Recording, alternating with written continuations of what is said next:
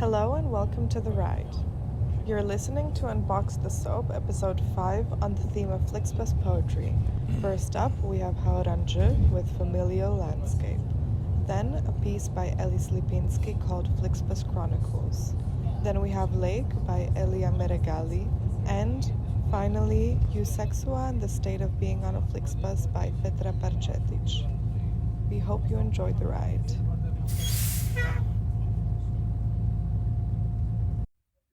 A finishing line that never finishes. The tail of an aircraft. The green fields extend Familial miles and miles Landscape. away. Because of the hills, they also get cut off from time to time. Has anyone reminded you that familial landscape is one of the biggest traps in life? There are so many fields, way too many fields here in Sheffield. There used to be a greyhound that entered Familial cafe Landscape. business in Shanghai. On its facade, hundreds of tiles together read, Greyhound, Greyhound, Greyhound, Greyhound, Greyhound, with each tile taking up one letter space. I crossed the option of sharing a private space with 60 other people for 8 hours in France. Any number that contains 6 or 8 is indeed a lucky number. Vesuvius versus Mount Fuji, Fuji versus Mount Vesuvius. It was a dangerous act outside the gate of Park Authority to walk around aimlessly where greyhounds take over, not only in terms of the possibility of being physically run over, but also the possibility of being, the possibility of simply being a young woman like you. Twitch, twitch, tense, tense, pinch, pinch, morphine, morphine, jarring, jarring. Regardless, you have to put yourself in Port de Bercy once to live life dangerously, even for just one day. There was the dome that was built Familial solely for the Landscape. purpose of proving that they have the capacity to build a dome, like shooting a satellite into the space, solely to prove that they have the capacity to contribute to the space debris. Water's yellow. We don't get to see much above the dome in the upstream, but I imagine there were shrimps, clams that have no clam tissue inside, broken sheepskin rafts, all trying to outspeed each other beneath the water surface. Not long before we crossed that dam, it was 20 years ago already, I failed, unregretfully, to pick the correct answer of the multiple choice question of roughly how long the bridge is over the Yangtze River. Choice A, 5 meters. Choice B, 50 meters. Choice C, 500 meters. Choice D, 5,000 meters. I chose happily to not register its immensity, as at that time, the fun size of my flesh is not able to register the potential danger of my upcoming life yet. The Flixbus Chronicles. Gazing out of the windshield, head slightly askew, while overwhelmingly loud snores pierce through the air. An overnight bus. Saved a few bucks and lost a few hours. Hours of sleep, of existence, of time you could spend farting out your problems while doom-scrolling to your heart's content. Anyway, it's hot in here. Like, absurdly fucking hot. The trees that pass the freeway are being brushed with cool air, almost taunting me. Fuck you, trees. Okay, maybe not. I guess they do a lot for us. I've heard that at night they come alive in an awful anthropomorphic sight. I saw it once when I was taking the 1063 from Lille to Berlin. We were taking a 15-minute break while the bus driver snorted a few lines of something strong enough to stop him from killing all of us on board. I was dozing off. A rare occasion for me, mind you. When I was awoken by an intense rumble followed by steady aftershocks, vibrating through my toes every few moments. I fought off my haze and looked out the window to a bizarre sight. Branches made of brown, decorated with green, mixing into the ground as the trunk slowly released itself from its rooted shackles. It looked like someone taking a shit, but in the natural way that nature makes horrifying sights mesmerizing. The trunk was adorned with holes varying in size, but mostly small. I couldn't help but focus on two slit-looking holes in the middle. After a bit of bewilderment, the branches began moving again. I've yet to understand if this was part of it or not, but at the tip of the branch it looked like there was some sort of rock, carved into the shape of an axe, or perhaps a sword? Before my confusion could form a thought, the rumbling returned, this time more violent than before. The tree was stabbing its slits with its makeshift weapon, carving deep into itself. A wave of nausea rushed through as I searched frantically for a barf bag. The tree's stabs penetrated the crust-like texture around the slits, which caused yellowish goo to come seeping out, at first in a gentle drip and then quickly into an aggressive stream of pus. I feel my insides rising and grip the barf bag next to me, letting myself exterminate all of my revulsion. It is really embarrassing to vomit out of pure repugnance. It highlights how weak one is, in a visual-like way. Once I calmed myself down, I forced myself to look out the window once more, curious as to what the tree was doing. What had emerged from the pus-filled slits were two bloodshot orbs, gleaming moonlight swimming with its opalescent iris. Although my disgust was palpable, I had no fear. On the contrary, I was exceedingly curious at the creature's transformations. Unsure what to do, I simply flashed a peace sign at the tree. It seemed to eye me for a bit, perhaps pondering what my movements meant. Surely enough, I was wrong. The tree flipped me off with its rotting branches and stomped away, letting me feel its indifference, with each vibration permeating through the bus. Anyway, fuck that tree, and fuck the trees soaking the breeze outside, and fuck overnight buses. She pulls herself up the bed. Slowly, her arm bent, she reaches the handle. The French door leading to the balcony opens with a crack. Her head leans off the mattress, mouth open. When the body becomes an organ, splinters of plaster enrich a vague forensic on the ground. A testimony. Disappearing requires perseverance. Her head bangs on the right window of the Flixbus. Kilometer 211, Brussels. She straightens up on her seat, rubbing eyes browned by the shade. Pungent lemongrass finds a new abode in her nostrils as the stomach of her neighbor cramps loudly. The bus stops. 10 minutes. The screech of a robotic voice from above. She pats herself down, a search without a place. Do you want a cigarette? A man with a denim jacket and a thick Italian accent. He should have bought them in Luxembourg, cheaper there. Her eyes ignoring an absence, screeching brakes reminding of when bottles clicked frantically.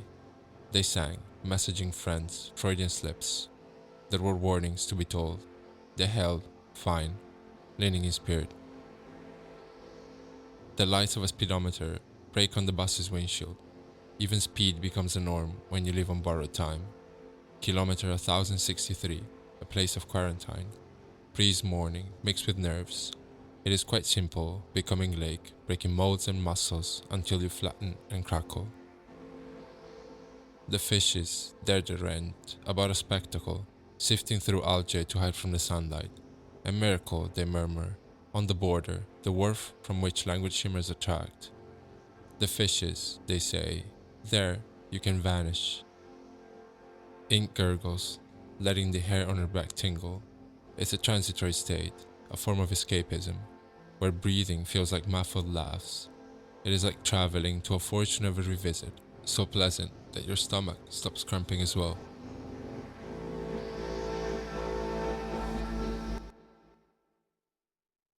I'm a die-hard concert goer. Consumer at its finest when it comes to this type of consumption. And I do not plan to deconsumerize myself in this aspect. This trip was a reason for me to be trying to enjoy the mundaneness of the bus ride through Dutch and then Belgian landscape on my way to Paris, where I'm about to see one of the artists that inspires me most, FK Twigs. Her tour didn't involve Amsterdam, where I'm based. The tickets for the Brussels show were very sold out. My close friend Matt lives in Paris and Flixbus Ride is a friend of all of us, champagne taste and a beer budget warriors. I got the idea to go last night, but decided to sleep on it. I slept for 4 hours and woke up before my alarm, eyes wide open. This was my sign that the decision was made. I bought a ticket while still in bed, sent Matt a familiar bright green themed screenshot of my ticket as a good morning message, packed some random clothes in my backpack, and got on a bike to the bus station. Boarded. I worked on my laptop a bit, exchanged a few polite words with my fellow Flixbus warriors, looked after my neighbor's laptop while on a break. Then he looked after mine.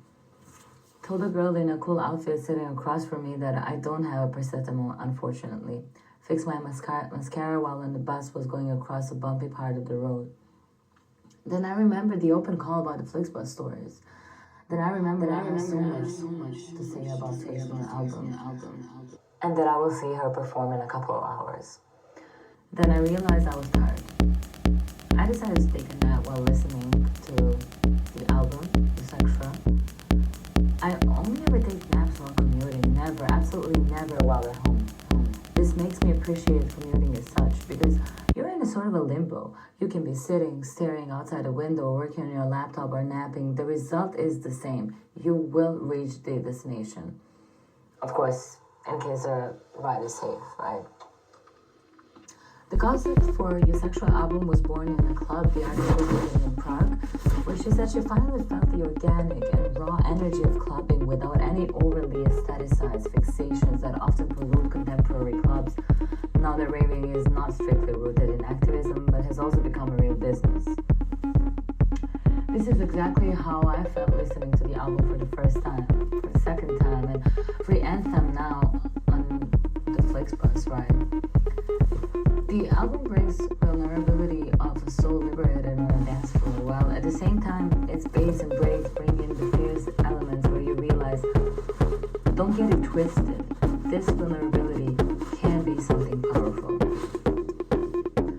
EUSEXUA is a state of being, a feeling of momentary transcendence often evoked by art, music, sex, unity. EUSEXUA can be followed by bliss and feelings of limitless possibility, also used to refer to the pinnacle of human experience. This is how the artist officially defines her latest body of work, and honestly, this really did resonate with me upon listening to it, especially while on a transcendent Flixbus ride. This sentence might sound ironic considering the usually underwhelming association prescribed to low-budget bus rides such as Flixbus, but it doesn't have to be. Just as Wick stated in an interview that the concept of EUSEXUA is a sort of a flow state where the one living through it loses track of time, so do I on these bus rides.